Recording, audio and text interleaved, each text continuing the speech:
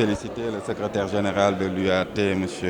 John Omo, pour tout le travail qu'il abat à la tête de notre union. Remercier également Madame la secrétaire générale de l'Union internationale des télécommunications qui a bien voulu se faire représenter de surcroît par un compatriote, M. Alassane Ba, qui est le responsable des finances de l'Union internationale des télécommunications. Et remercier par la même occasion tout le conseil d'administration de l'Union africaine des télécommunications d'avoir désigné le Sénégal comme pays hôte devant abriter la 26e session du conseil d'administration de l'UAT. Donc le Sénégal, pendant un an, présidera justement ce conseil d'administration et aura comme mission, au-delà de ces missions régaliennes du conseil d'administration, d'impulser une dynamique beaucoup plus forte à cette union, de traiter en collaboration avec tous les pays membres, de coordonner le traitement des sujets majeurs qui nous interpellent tous, et vous l'avez rappelé, les défis et enjeux du moment. Donc l'Afrique, nous le pensons, devrait jouer un plus grand rôle que par le passé dans le monde du numérique de façon générale, dans le monde des télécommunications. Nous en avons les atouts, mais les récents événements, notamment la Covid, nous a montré qu'aujourd'hui, le numérique est un impératif et il s'impose à nous. Il appartient donc à nos États de travailler en parfaite harmonie avec l'ensemble des pays membres de l'Union africaine des télécommunications pour faire évoluer les réglementations nécessaires pour toute la synergie que nous devons avoir pour traiter des domaines qui sont aujourd'hui connexes et entrelacés, faire évoluer cette réglementation, mais surtout également être au diapason des innovations et des nouvelles technologies. Donc pour ça, nous pensons que le Sénégal, dans cette mandature, pourra impulser justement cette dynamique et amener notre union à traiter des sujets qui nous interpellent tous, les technologies disruptives, l'IA avec une IA qui réponde à nos valeurs, à nos aspirations, mais également une IA qui protège les consommateurs. Donc voilà aujourd'hui les défis qui se posent à nous, et le Sénégal, à travers l'ARTP et le ministère des Communications, des Télécommunications et du Numérique, a organisé cette session, et je pense que les travaux se déroulent dans d'excellentes conditions. Permettez-moi, au nom de son Excellence, le Président de la République, M. Bassirou Diomaye Diakhar Faye, et de son gouvernement, de vous souhaiter la bienvenue.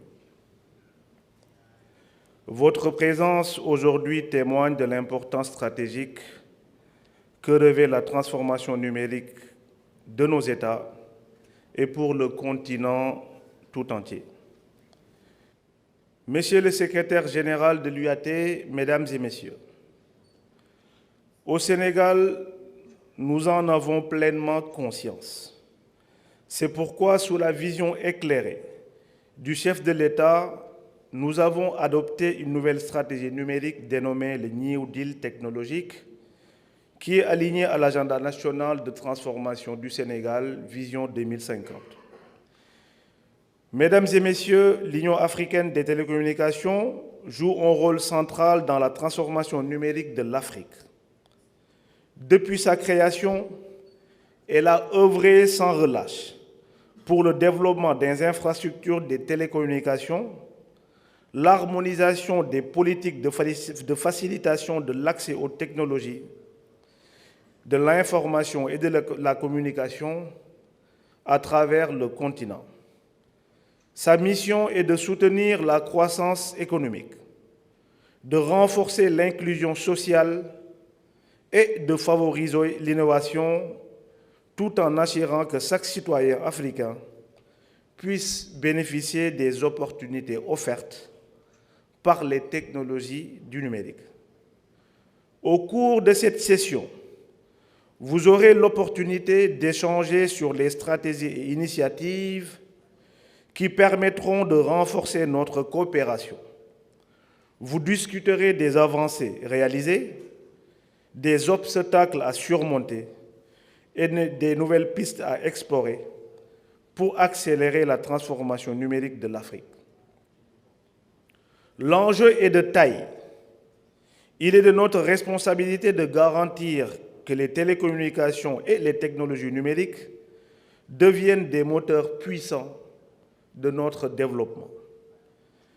Mesdames et messieurs, je tiens à exprimer ma profonde gratitude à tous les membres du conseil d'administration pour leur engagement à travers cette noble cause, ainsi qu'aux institutions partenaires qui soutiennent nos initiatives.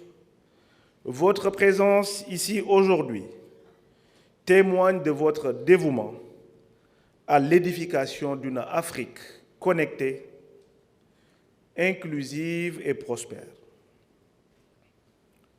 Je reste convaincu que, grâce à nos efforts conjoints, nous ferons de l'Union africaine des télécommunications une force motrice pour un avenir numérique radieux pour l'Afrique.